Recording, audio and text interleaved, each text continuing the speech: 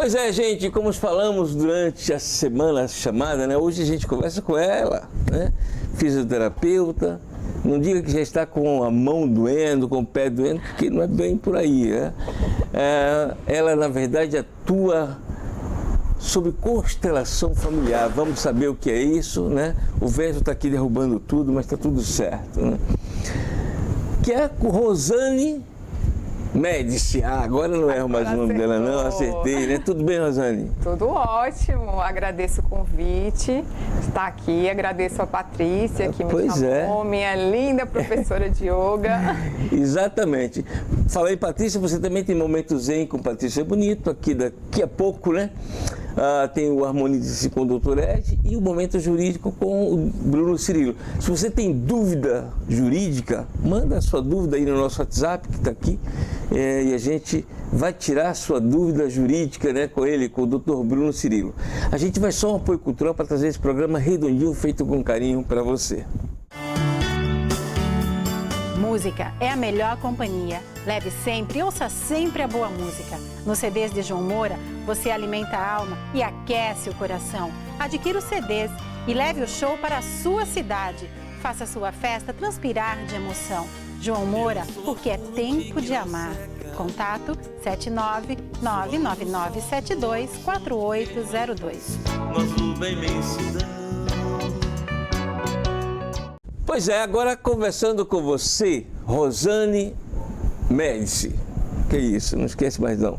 Rosane, fisioterapia, constelação familiar. O que quer dizer constelação familiar? Então, a constelação familiar é uma nova forma de ver a vida para a gente sair da posição de julgadores e de vítimas e passar a ter controle da nossa própria vida. A constelação ela vai muito além de apenas um atendimento pontual com um constelador. E pode ser para qualquer pessoa que entenda, que saiba o que é a constelação, pode praticar a constelação. E é isso que eu faço. Certo. Eu, como fisioterapeuta, aplico a constelação na minha vida e aplico a constelação na minha profissão com os meus pacientes. O que você quer dizer? Aplico na minha vida? Como assim? Então, quando a gente conhece o que é a constelação, e eu vou explicar, para explicar o que é a constelação na verdade, eu vou explicar como ela surgiu. Certo. Ela surgiu por volta de 1960, através do Bert Hellinger, que era um alemão, e ele era um missionário. E nas suas missões pelo mundo, ele começou a observar que as famílias tinham padrões repetitivos, ciclos repetitivos de disfunções, de doenças, de problemas de relacionamentos. E com isso, o que ele observou? Que tudo isso tinha alguma coisa por trás, tinha uma causa. E aí ele observou e percebeu que 3 leis silenciosas, elas regem a nossa vida.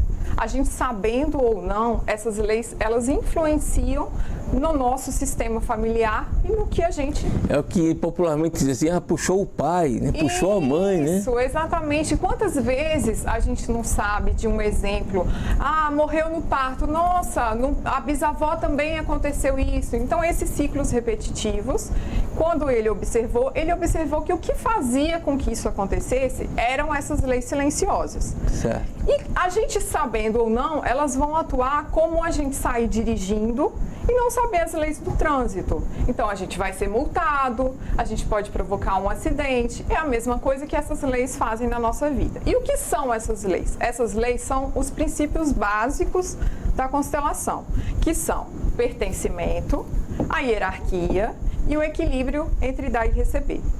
O pertencimento significa que todas as pessoas têm direito de pertencer à sua família de origem. E propósitos? Por quê?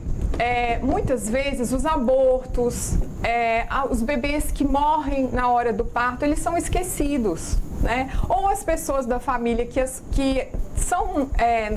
não são lembradas porque a pessoa não quer, é deficiente, a pessoa não gosta daquela pessoa, então são pessoas excluídas. E todas as pessoas do nosso sistema, elas precisam ser incluídas. Isso é o pertencimento.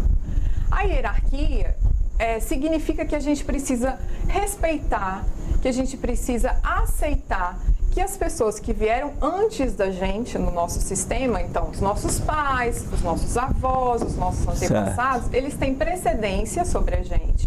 E por eles terem precedência, mesmo às vezes a gente não concordando com as atitudes, né, com o que eles foram, o que eles são, a gente precisa respeitar isso e dar um lugar de hierarquia a eles. A mesma coisa a gente precisa fazer na escola com os professores, no trabalho com os chefes, com os nossos orientadores, né? Então a gente precisa respeitar a hierarquia. E o equilíbrio entre dar e receber, o que significa? Nas relações, a gente precisa ter esse equilíbrio, que é uma pessoa dá, a outra recebe, gera uma necessidade saudável de entregar de volta, e a pessoa que recebeu de novo devolve, então fica uma relação equilibrada, e não um só dá e o outro só recebe. A única diferença desse equilíbrio ocorre na relação entre pais e filhos. Por quê? O que os pais dão para os filhos? A vida, né? O dom da vida não tem preço, não tem como pagar. Então, os filhos simplesmente reconhecem isso, esse presente dado pelos pais, aceitam os pais do jeito que eles são, e aí o equilíbrio entre dar e receber entre pais e filhos ocorre dessa forma. Sendo assim, a gente respeitando essas leis, o que vai acontecer? A gente vai calibrar o nosso mundo interno e o nosso mundo externo. O mundo interno e o mundo externo, ele pode ser representado por 3 esferas.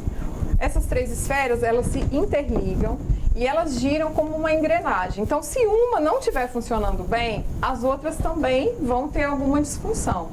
Quais são essas esferas? A esfera do eu, a esfera das relações e a esfera profissional e financeira. O que vem a ser a esfera do eu? A esfera do eu é o nosso mundo interno, considerando desde o sistema gestacional, então tudo que a gente sentiu e guardou dentro do ventre da nossa mãe, as nossas emoções, os nossos sentimentos, e depois que a gente nasce, durante a nossa vida. Isso constitui o nosso mundo interno, né? Os nossos sentimentos, como a gente lida com a gente mesmo.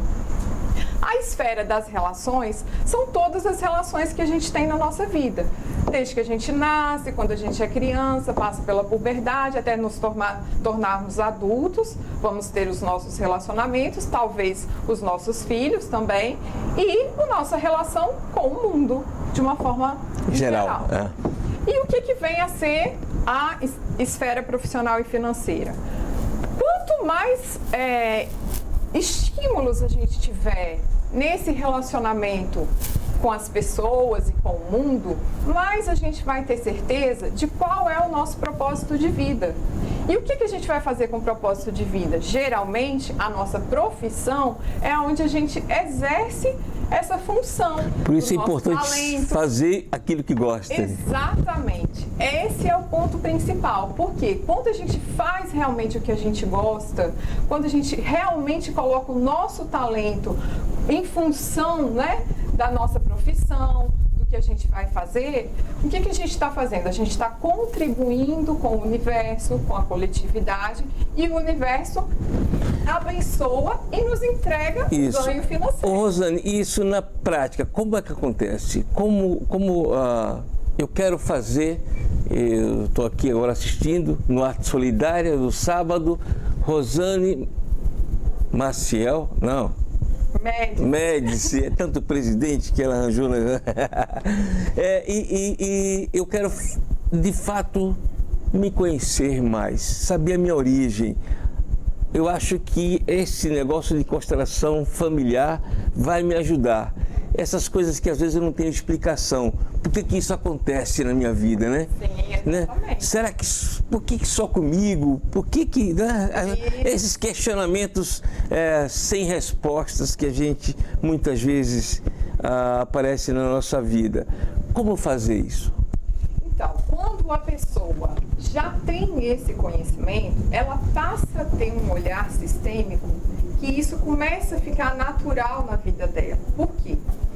o que rege tudo isso, o que faz tudo isso acontecer, é uma força que a gente chama de informia, que é a força do amor, a inteligência do universo, né, que rege tudo isso, a mesma força que faz o formigueiro funcionar, a colmeia de abelhas, o nascer do sol, que é a mesma força que nos dá a vida.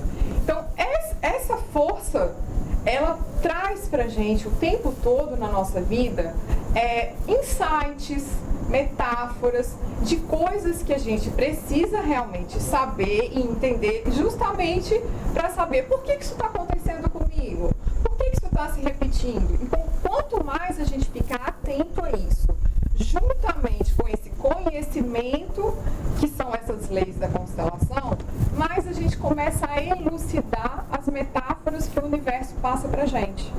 Agora, quando a pessoa não tem esse conhecimento, né, e não consegue fazer isso, ela pode marcar um atendimento com um constelador. Nesse atendimento, o constelador, que já tem esse conhecimento mais apurado, que já entende muito melhor qualquer mensagenzinha que o universo dá, ele vai conseguir se preencher dessa força, dessa intenção, e vai conseguir ajudar o constelado, que é a pessoa que procura, a resolver essas questões e começar a entender o porquê que a família passa por aquelas repetições. Seria interessante para o jovem que está começando a sua faculdade fazer uma constelação familiar para saber, é esse curso mesmo que eu quero? Meus pais dizem, faça direito, faça medicina, mas é isso mesmo que eu quero. Eu me vejo sendo um excelente médico, eu me vejo sendo um excelente engenheiro, né? Se a constelação vai despertar, vai clarear essa decisão? Com certeza, até porque essa decisão, que geralmente quando é influenciada pelos pais, né, e não é uma vontade própria, vai cair lá no que a gente explicou da esfera do profissional. Então, quando a pessoa ela realmente não está exercendo a sua função de propósito de vida, né, o seu talento, o que ela realmente gostaria de fazer, e ela só está fazendo para agradar o pai, isso vai gerar uma desordem, vai gerar o que a gente chama na constelação de emaranhado, que são justamente essas coisas que não estão de acordo com o que o ser veio para ser, né, para fazer. E aí realmente seria bom que as pessoas que sentem essa necessidade realmente procurem uma orientação. A gente vai um apoio cultural, voltando ainda com ela, Rosane Médici. Fica aí, a gente continua um pouco, daqui a pouquinho ainda com ela.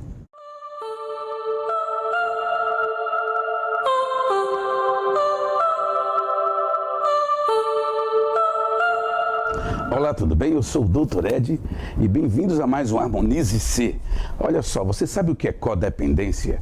Alguns de nós vivemos em cima de núcleos de apoio objetais e alguns outros em núcleos de apoio auxiliares. Os núcleos de apoio auxiliares, eles fortalecem a autoestima, ao passo que o núcleo de apoio objetal, ele tira de nós essa autonomia, essa capacidade de seguir sozinho.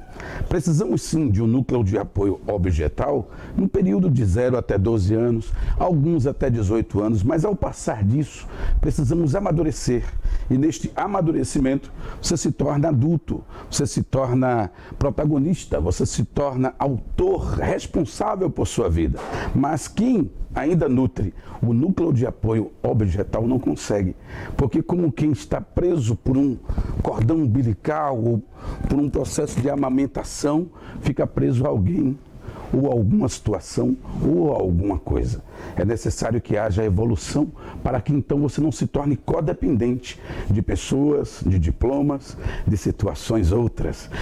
Ao passo que no núcleo de apoio auxiliar, você se torna autor e passa a se amar de verdade, passa a se compreender, a se aceitar, a não se criticar, a não se cobrar, a não se punir, a não se censurar e começa a refletir no contexto da individuação, na proposta introretrospectiva e dizer eu me amo. É necessário que haja neste momento esse fortalecimento emocional para que você cresça, avance, se fortaleça e não fique por aí, espalhando as suas dores. Como quem sangra nos outros, assim vive aquele que não sabe se dirigir, que não tem o seu próprio controle emocional, que não é maduro, que não é capaz de forma autônoma seguir a sua vida. Um abraço e até a próxima.